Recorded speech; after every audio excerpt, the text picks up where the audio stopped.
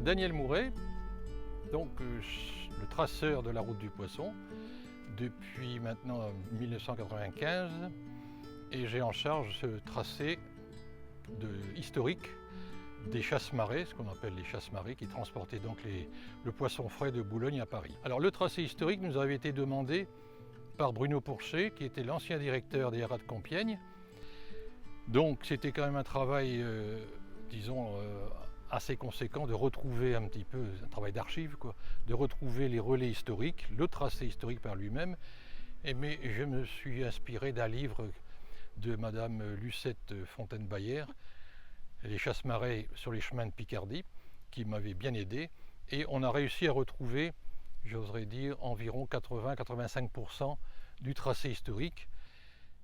Alors donc cette route-là va faire environ 200 km en 21 étapes, et ces étapes-là sont en moyenne de 14-15 km. Je travaille sur des cartes IGN, je suis encore la vieille formule papier, parce qu'en fait on ne peut pas faire autrement, mais ça se fait à la maison, hein, donc les longues soirées d'hiver.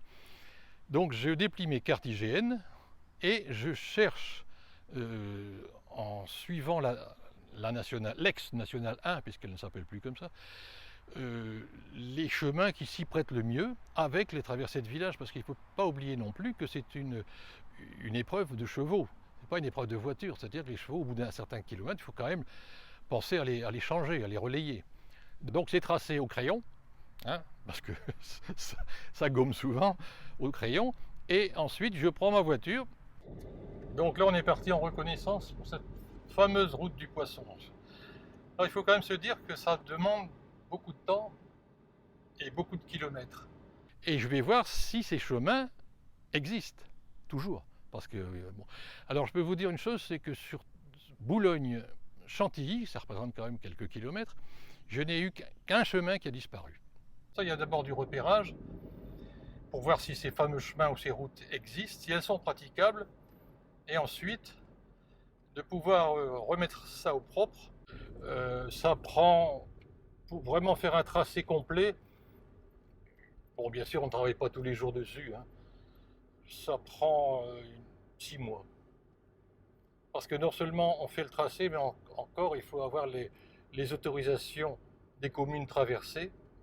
C'est paradoxal, mais c'est comme ça, c'est la réglementation. Donc bon, on l'a toujours, hein, parce que ça c'est une formalité, parce que les maires des villages nous ouvrent leur commune et déroulent le tapis rouge, parce que quand ils savent que c'est pour les chevaux de trait, pour eux c'est la fête au village. Les plus gros problèmes, ce sont les choses qui nous tombent dessus, c'est-à-dire par exemple les travaux. Les attelages sont tenus à respecter la réglementation en vigueur, comme pour les automobiles, tout ce qui est véhicule. Donc le tracé commence sur le port de Boulogne-sur-Mer, à l'endroit où les poissons, les chasse-marées chargeaient leurs poissons. Donc la route du poisson s'arrête à Chantilly avant de rejoindre Paris.